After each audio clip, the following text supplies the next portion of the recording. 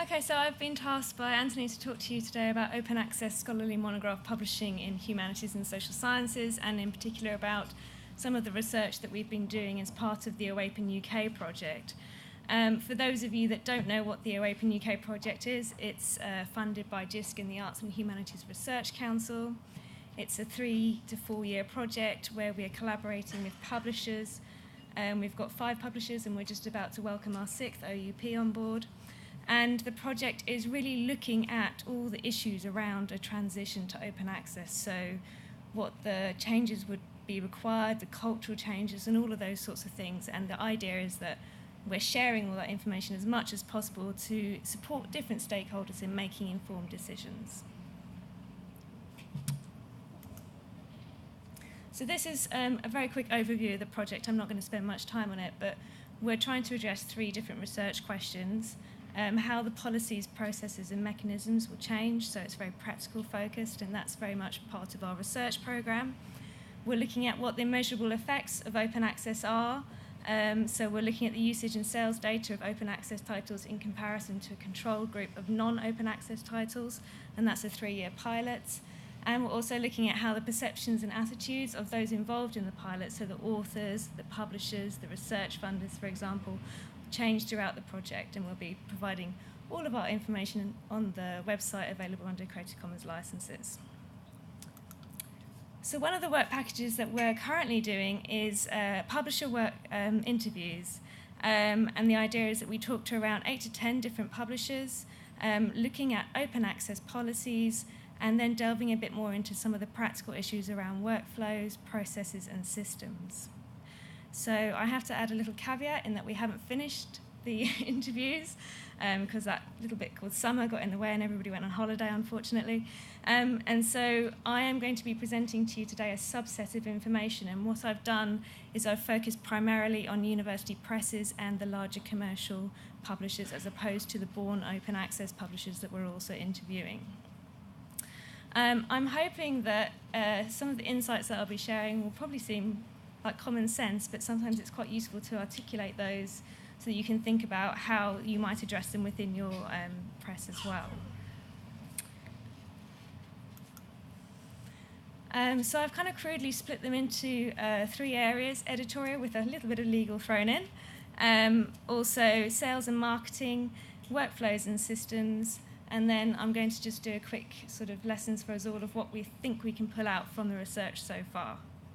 So in each of those, I'll just give you an oversight of the issues that the staff in those areas spoke about, and then sort of highlight those lessons.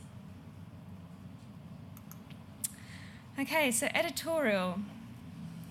One of the first things that the editorial staff spoke about was the company mission, its values and its ethos, particularly thinking about how in the transition to open access this has an implication. For example, a company that has education as its centre may take quite a different approach to open access implementation to one that has innovation as its core driver. And in addition, they spoke about how if they were a university press, the role of the institution and their attitude and adoption of open access could have quite a major impact if suddenly a university decided to mandate open access green or gold. Then that would really have major implications for that particular press. They spoke about their requirements to cost recover, and that was quite clear. You know, each member of staff that we spoke to was very clear in stating their policy around cost recovery, so whether they had to cost recover on each individual title or whether they were allowed to cost recover across the mass in their particular area or across a whole subject division. And they were very clear in thinking that the fee that would be charged for open access, if it was under a gold type model, would change and would have to really reflect this model of whether it's the individual title that has to cost recover or across the whole. So whether an individual fee might have to take account of the length of the book, or perhaps whether it has a lot of images in it, for example, and what the potential sales prospect would be for that book if it was a model where they were selling the EPUB or the print but keeping the PDF free. And they also spoke quite a lot about the surplus. I called it profit and I got told off for that quite a lot.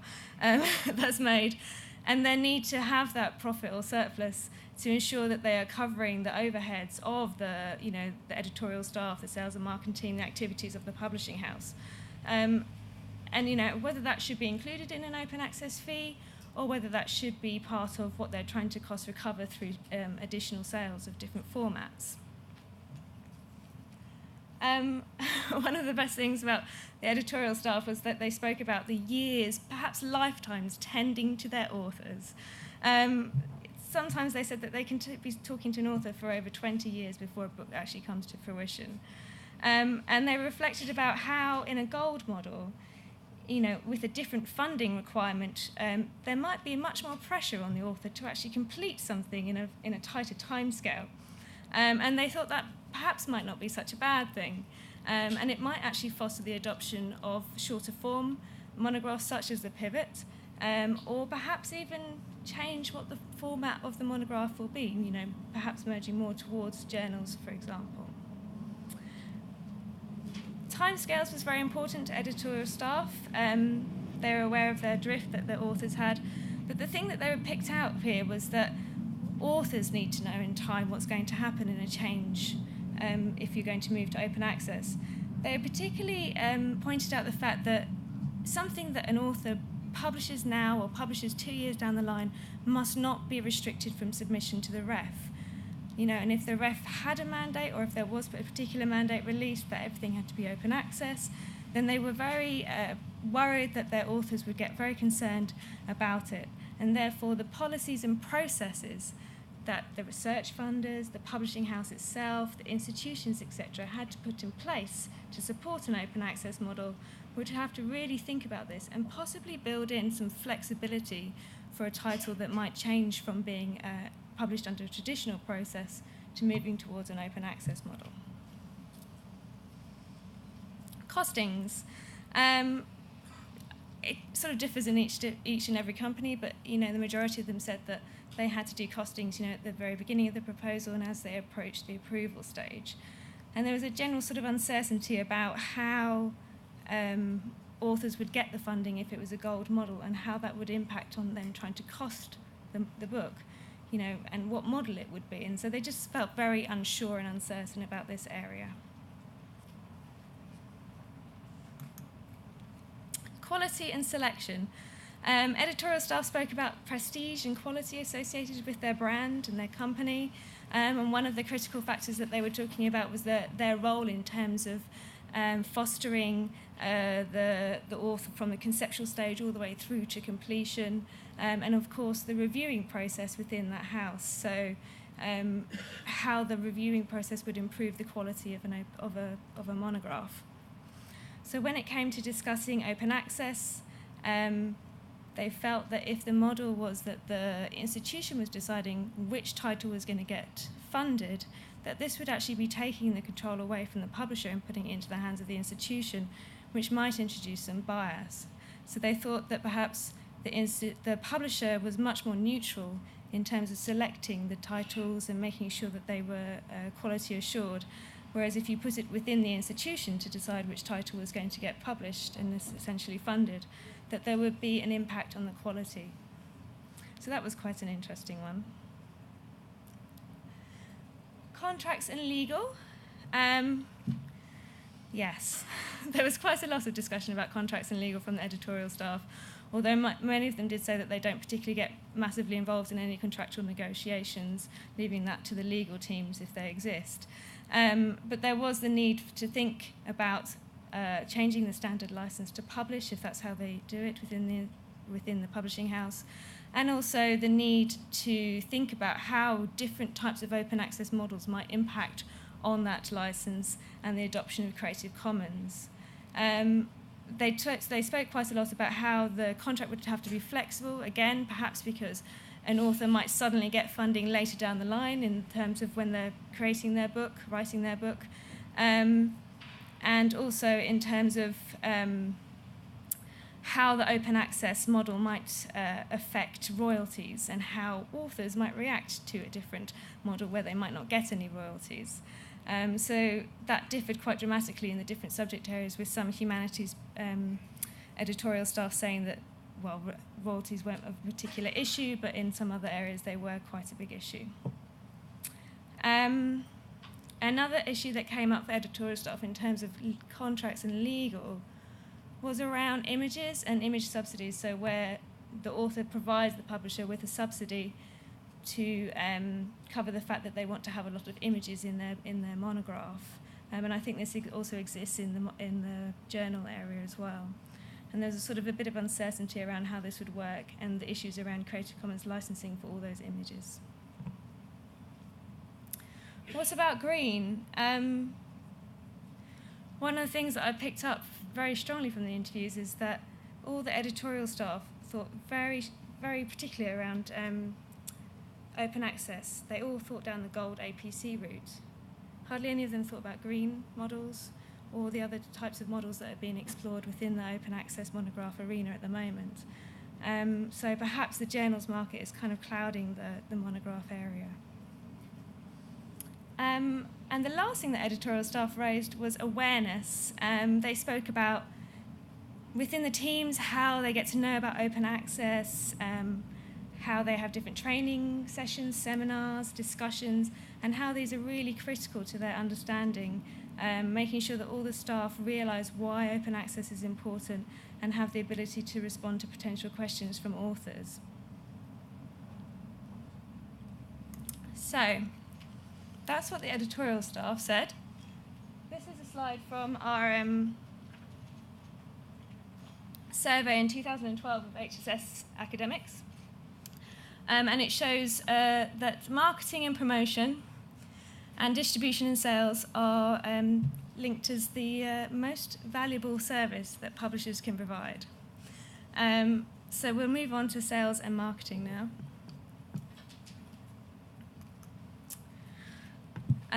Sales and marketing was really interesting to talk to the different teams and staff members within this area. Some of them said, well, what am I selling if I'm selling an open access book? What is it that I'm doing here? And so there was a real sort of sense in the sales and marketing teams that moving towards an open access model would be a real change to them, and that they would really have to sit back and think about what it is they're doing. A great example of this is that often sales to libraries are in collections.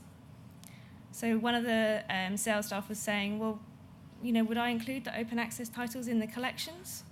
Or do I have to have the open access titles separately? How does that work in terms of getting into the libraries and what they want to purchase and have access to? And also they spoke about the different types of open access model, thinking about whether they would be upselling, essentially. So if the PDF is free and you're upselling the EPUB and the print, is that what their job is? Is their job now just to upsell these additional formats? Some of them spoke about the coexistence of print and electronic and how they thought that in the open access arena, even if the open access version was available, the libraries and researchers would still want to have the print copies, but that was not a consensus across all of the sales and marketing staff that we spoke to. Intermediaries and vendors. There was quite a lot of talk around this area because each sort of sales channel includes their own intermediaries and different vendors who all have their own models, discounting models, data issues. And there was a concern from some staff that said, well, if we're releasing it under a CC BY, what's to stop somebody picking up that title and selling it? Or, even if we set something at a price that we think is acceptable for an open access format, such as an EPUB, where the PDF is free, what's stopping somebody else from changing that price, later down the supply chain? And so this sort of lack of control over the intermediaries and vendors was quite a big issue for them. They're also concerned about how, if a vendor or an intermediary did something, it might impact upon the customer's perception of the company. Like, oh, why is that publisher selling this when actually it should be free? So that was quite a big area. Oops, I already sold that title. This links again into the supply chain and the issue of pre-sales. So the sales staff were talking about the fact that if the decision came at quite a late stage to make a monograph an open access monograph, that they could have actually already sold a lot of those titles, and that's something that we're experiencing already in the OAPEN-UK project. How does a publisher deal with the fact that suddenly a title becomes open access? Do they continue to sell the title under those pre-sales, or do they have to, go back to each and every person and say, it's now available as open access. Do you want to have the open access version? It's just sort of things that they need to be considering. And the same might apply to a collection where a collection's being sold, but then all of a sudden a title particularly becomes open access because an author gets some funding through. So, at what point and how do you manage those sorts of changes and processes? Sales predictions, possibly speculation. The sales team spoke a lot about the need to predict. It's quite an important part of their role in terms of thinking about the future of a particular title or in an area of a collection. And they were talking about, how can they provide a prediction when there's so little data around about the different models and the impacts on sales? And, if the PDF is free and the EPUB and the print are being sold, how do they know what they should set the price at for the EPUB and the print, and how many will they sell, because they just don't have enough data. And also, will somebody want the enhanced version, or is the PDF enough for them? And obviously they were saying that because the monograph has such a long life, it makes it difficult to collect data quickly, which is why we started 3 years ago on OAPEN-UK.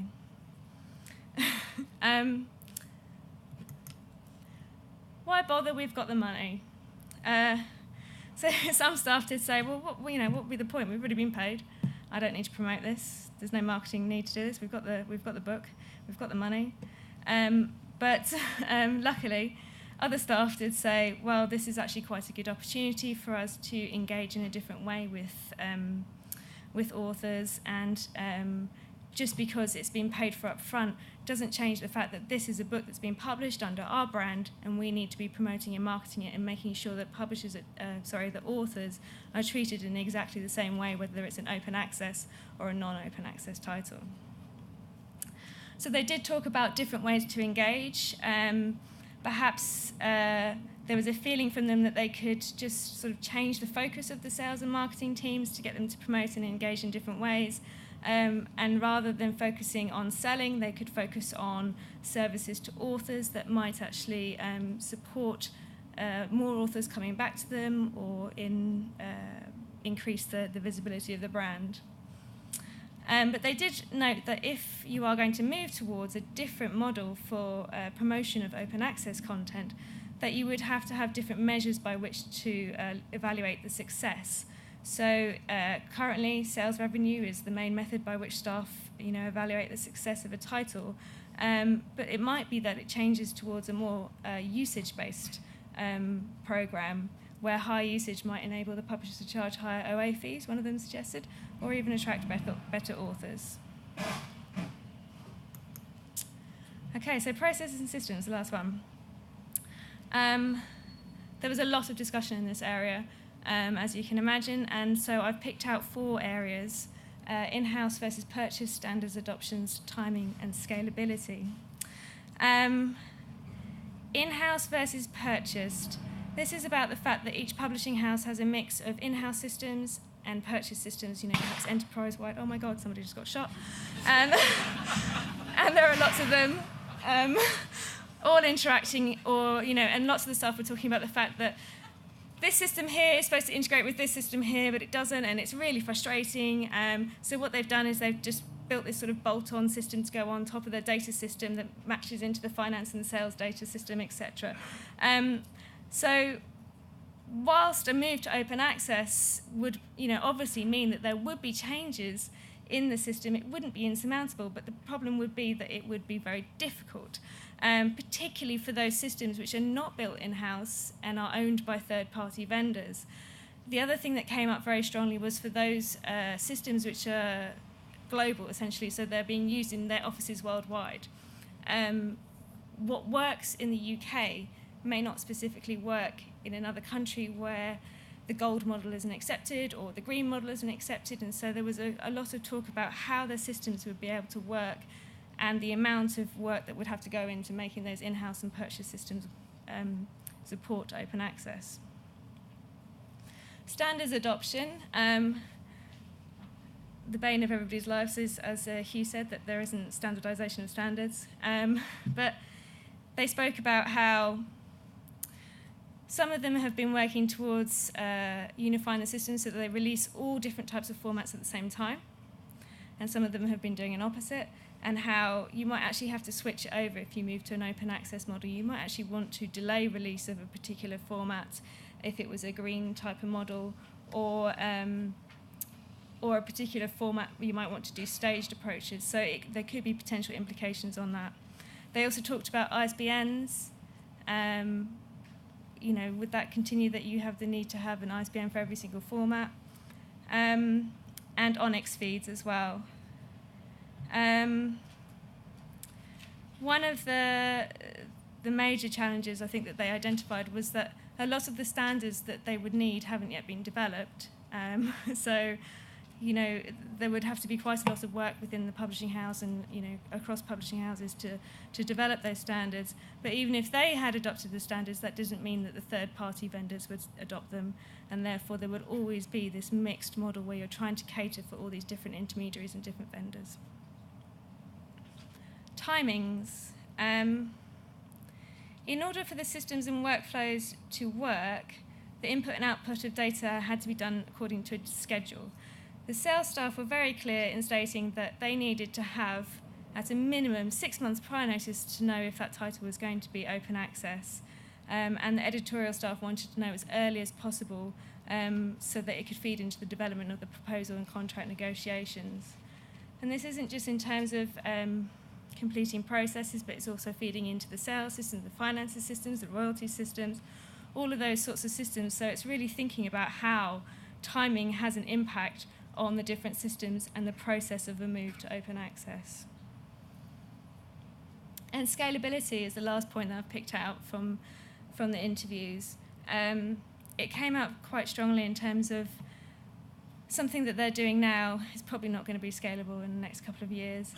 A good example is in the journals market, where I know that lots of publishers are still using spreadsheets to manage the APCs. And suddenly, with the rise of APCs, that's just not going to be scalable, and there's a concern that this would happen again in the open access monographs area. Another publisher said that they had over 4 million different rules for their royalties system. So if you can imagine adding in even more rules for every different type of open access model that's available, and perhaps the different CC licenses as well, then that could make it even more complicated, and trying to scale that is quite difficult. So those, very, very quickly, I know, those were the key things that sort of came out from the editorial staff and the sales and marketing staff and the sort of technical staff and strategic staff that we spoke to in terms of the processes and systems and mechanisms. These are the lessons, and obviously it's only a subset of data. We'll be releasing the full analysis once we've completed the interviews at the end of the year. But these are the conclusions that I've drawn from the interviews that we've done so far. Get your project team set up now. If you are interested in open access monographs, which you probably will need to be, because I'm pretty sure that somewhere down the line the mandate will come from the research councils, then set up your project team and make sure that you're including people from all parts of the business. And also don't forget your Learner Society partners if you have them, because it would be really useful to include them in the consultation and discussions at a very early stage. Make sure that the team questions each and every process that's involved in getting a book from conception to completion, so that they can see and think about what the different impacts will be. Put somebody in charge of internal corporate education if there isn't someone there in terms of open access. The staff need to understand why open access will impact on their job, why the company is taking this approach, what the drivers are, and how it fits with the company values. And again, it's probably wise to include Learner Society staff in this process. Start to engage in discussions about new standards now, because you need to have the standards. If we don't get those discussions around standards happening now, then it's just going to cause even more havoc in the long run. And spend some time thinking about the different open access models that are available in the monograph market. It's not just a standard gold APC type model. There are at least 7, 8 different type models that are being tested. And each of them has their own sort of quirks and is quite interesting. But if you could map out the models in terms of timescales in line with your current workflows, it might help you think about which ones would work and where there's going to be particular issues. Think about what success would look like to your company and to your authors. Is it the same, and how can open access benefit this? And my last one is considering the time it takes to collect data, get involved now in as many experiments as you can manage so that you can make some informed decisions. And as I said, don't assume that it's going to end up like the journals market, because there is a lot more mix and variety and flexibility happening in the open access monographs world. And that's all. If you have, we will release all the information about the publisher interviews, and we've also done institutional case studies on the website. And if you have any questions, let me know. Thank you.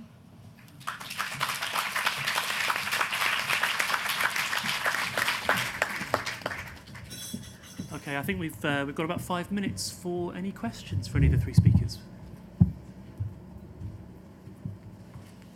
Oh, there's one there. Yep. Hi, this is a question for Hazel. I know that you mentioned the average length of content on Pivot was 130 pages. Yeah. And I just wondered, in a digital world, if there's any sign of any way of communicating the length of something in the absence of a standard page. Mainly so people know what they might be purchased, the length of something they might be purchasing, or even if it's not being purchased, just the expanse of what they're getting. Yeah, well, I think at the moment people are still obsessing about pages, and to be fair, even the print world, it doesn't really make any sense, because it depends how big your font, how big your bits of paper is. It's almost always been a sort of a slightly peculiar thing for us to measure how long something is. But I think at the moment, even Amazon Kindle, all of them, they seem to still focus on number of pages. But in some ways, it's whether the number of pages or the number of words even really matters. And actually, particularly when we're talking about scholarship, actually what's more important is the scholarship itself, not how many words it's taken for the person to get it out there. Any other questions? I've got a question about Pivot, and you've clearly done some work in establishing the market for Pivot. Quite a lot of market research through the process. I'm interested in if you've done any afterwards, if you've any sense from your authors of whether these were journal articles that outgrew their bonds. These are books that would otherwise not have been written, or these are books that would have been written but would have been 80,000 words. So I think it's been a mix. So we've had some of our authors who've actually had manuscripts sat in their drawers, but they're around, say, 40,000 words, and so they know at the moment some of them have been languishing for a while because they haven't worked out what they can do with it. They haven't decided whether they should cut it up into journal articles or not. All of our editorial staff are involved in commissioning Palgrave Pivot titles, so that's our journal editors as well as our monograph editors. So actually things have come from both sides of things. I think increasingly we're seeing that in the social sciences and humanities, people are thinking of Palgrave Pivot as short books, but from the harder subject areas, so psychology, business and economics, they're seeing them as longer journal articles. So they're seeing it as actually an opportunity for them to say a little bit more and actually put out more information in there than they have been able to from journals. We're about to start doing some research with our authors, kind of really trying to understand what their experience has been like in terms of actually, going fast is different, how they found that. There's actually someone at one of the publishing MA courses is doing her dissertation on Pivot and also more broadly on other mid-form publications. So she's been talking to our authors as well, which has been quite nice to have a sort of a third person talking to them, rather than obviously they probably will say nice things to us unless they're really unhappy. But I think in general what's been really satisfying is we've had all sorts of people sort of come out the woodwork and approach us and tell us actually how it's given them the opportunity to put across research in a different way and actually give them more flexibility. Right, thank you. Okay, any other questions? Yes. If you just wait for the microphone, which is on its way. Sorry, just in front there. That's it. I have a question for the first speaker. So I'm Karen Hawkins from the IEEE. You mentioned that you saw future pricing shifting from an ownership model to more of an access model. And I work primarily with institutions and primarily with people in engineering and technology. But what we have seen from our users lately is just the opposite trend. So I'm wondering if you can expand on your statement a little bit and tell us why you foresee that shift to the access model. I think mainly it would just be to do with cost. Librarians actually are very good at their job. They're good at collection building, but they also need the help of the patron-driven access model, the actual kind of wisdom of crowds, and choosing titles that they might not necessarily have chosen, seeing that demand, basing their decisions on the usage model. I think that really does fit with the kind of subscription model, having access to all the content and actually paying for what you actually use. That's what we're getting feedback is the kind of the goal from librarians. They're actually seeing that they like the kind of evidence-based decision making, and subscription just comes after that. I'm not just going to sit here and say that subscription is going to take over in the next 10 years, but I think once the infrastructure is in place, when all the content is in one place, that libraries have access to everything, then it will move towards the usage space. And that's going to be very difficult for publishers, because it's going to raise questions of discoverability and how you actually get your content noticed. Big questions, I think, coming in the decades ahead, but it's worth thinking about them now. Okay, thank you. I think we've got time for one more question. Okay, thank you. This is Ove Kehler from Brill. I have a question about the pivot. I was wondering in how far the short turnaround time that makes authors happy has had an impact, maybe a negative impact on the sales side of things. Because we keep hearing from our trade partners that they prefer at least 6 month advance notice of books, which is a challenge if you have a quick turnaround time. Yeah, absolutely. I think so. We knew we were breaking that rule. We knew we were bucking the trend, which is why we spoke to all our vendors before we launched Pivot. Actually, I think because we were doing something new, all our vendors were on board. They understood what we were trying to achieve, and they were sort of going along with us. I think it does mean that sometimes you might have to wait a little bit longer for sales to come through.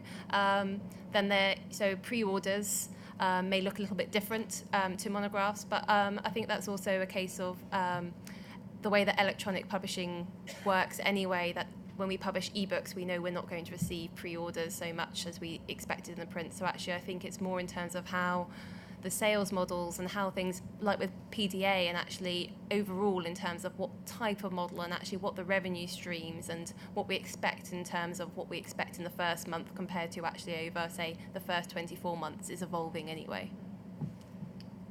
Okay, thank you very much. We're going to hand back over to Audrey now, but please join me in thanking our 3 speakers once again.